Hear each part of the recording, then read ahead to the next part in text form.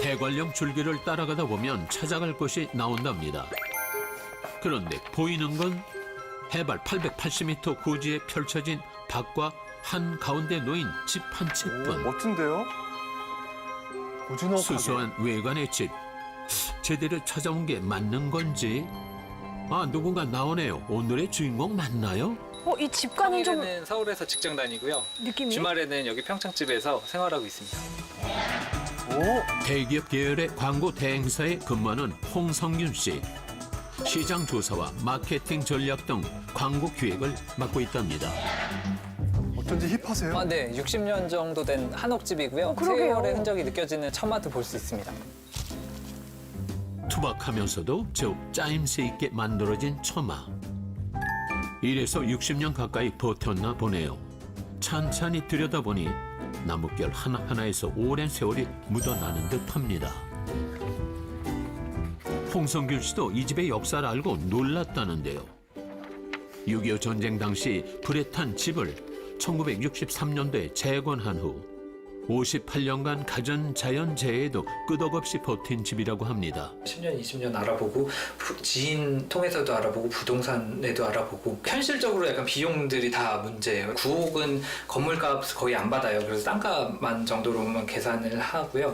대지는 275평 정도 되고요. 건평은 22평인데 이게 2017년에 구입 당시에 1억 5천만 원 정도? 네, 그 정도 들었습니다. 이만한 면적의 땅을 사서 집 지으려면 시간과 돈이 훨씬 더 든답니다.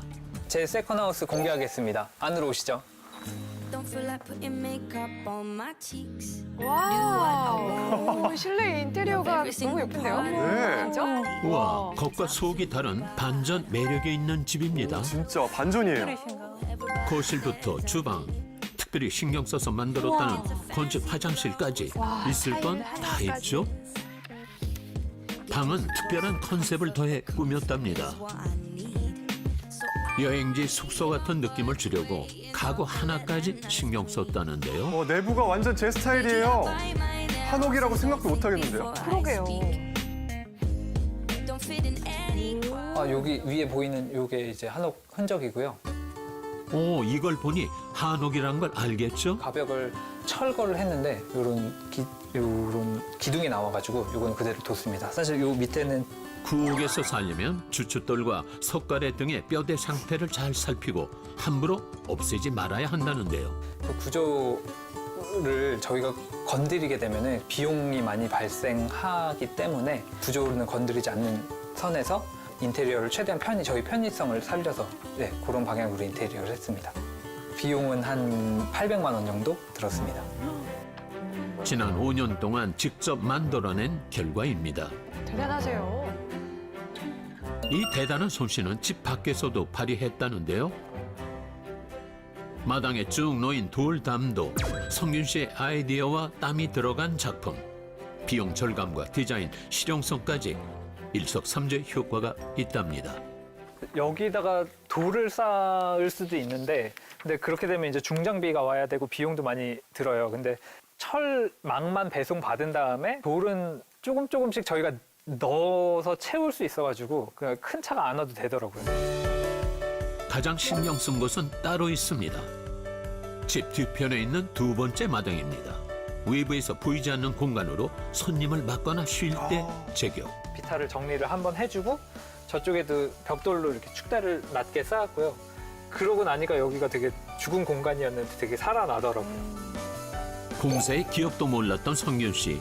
지난 5년 동안 집을 손보면서 기술을 쌓았답니다. 직접 다 중장비 하셨네요. 자격증을 제가 땄어요. 그래서 3톤짜리 그러니까 농기계 인내센터를 가면은 그러니까 조그만 소형 포크레인 같은 걸 빌려줘요. 그럼 1톤 트럭이 싣고 올 수 있는 정도의 크기거든요.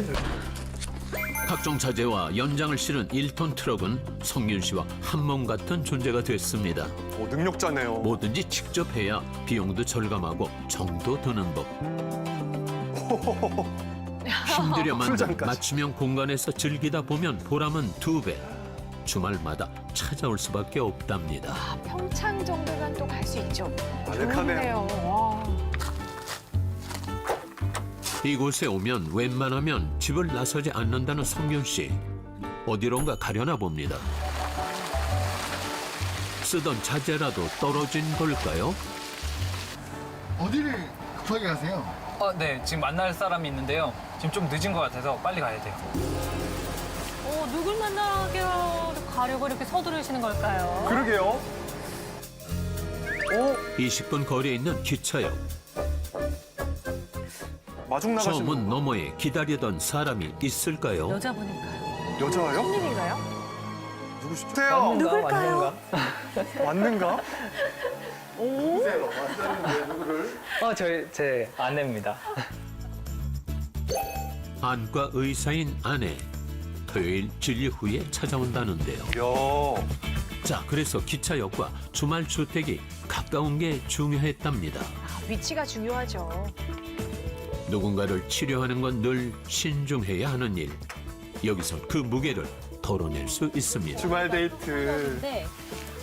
한 3알 정도 딸 수 있겠는데요. 귀한 마지막 토마토를 여기도 여름 내내 엄청 많이 따서 샐러드 해 먹었거든요. 입맛에 맞는 채소를 조금씩 키워보는데요. 특히 주변 마트에서 구하기 힘든 허브 종류를 선택했답니다. 한번 심어 놓으면 이렇게 매주 필요할 때마다 잘 따서 먹을 수 있으니까 아주 좋습니다. 그런데 왜 굳이 서울에서 먼 이곳에 자리를 잡았을까요? 보통은 가까운 곳을 찾던데 말이죠. 저희가 만난 것도 이제 대학교 스키 동아리에서 만나서 스키 타는 걸 되게 좋아하는데요. 저 스키장 근처로 좀 세컨 하우스를 많이 알아보다가 우연히 좋은 기회가 생겨서 마련하게 되었습니다. 시골 외딴 집에서 부부는 40대를 맞이했습니다.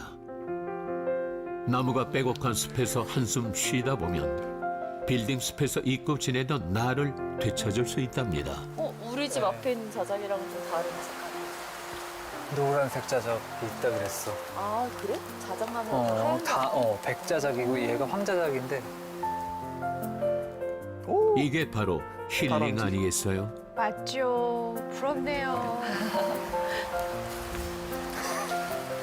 처음에는 5일 일하는 것도 힘든데 그 이틀이라도 좀 서울에서 편하게 쉬지 이렇게 멀리까지 왔다 갔다 하는 거 너무 힘들지 않겠냐 사실 걱정을 많이 했었거든요.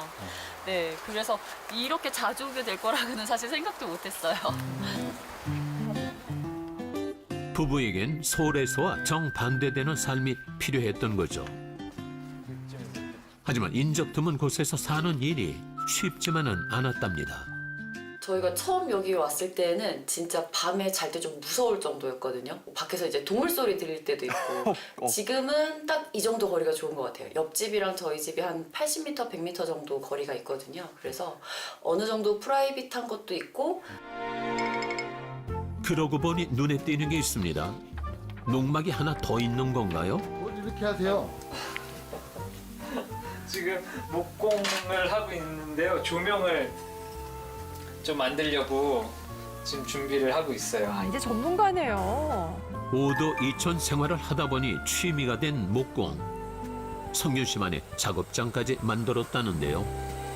여기서는 밤늦게까지도 뭐 뚝딱 거리면서 작업을 해도 사실 옆집이 멀어가지고 소리가 안 들리니까 그런 건 정말 좋은 점이에요. 이렇게 넣어서 쓸 생각입니다. 시간과 경비 절감엔 구옥해줘도 방법. 이때 뼈대를 잘 살펴보는 게 중요합니다. 마지막으로 배우고 만들고 취미로 만들면 금상첨화.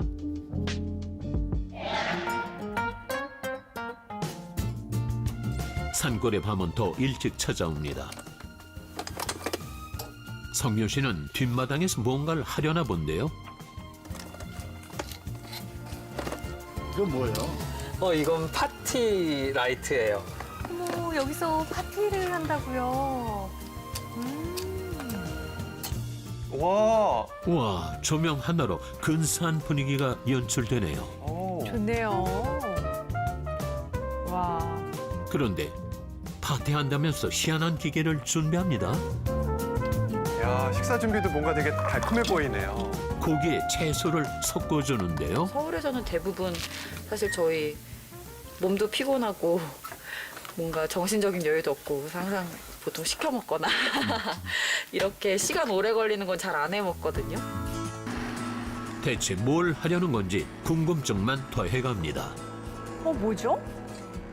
아, 이건 소시지 아닌가요? 와.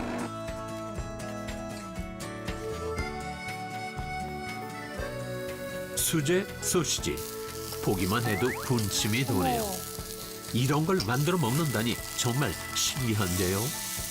놀랍습니다. 절친이 보이네요. 네, 이제 거의 다 된 것 같아요.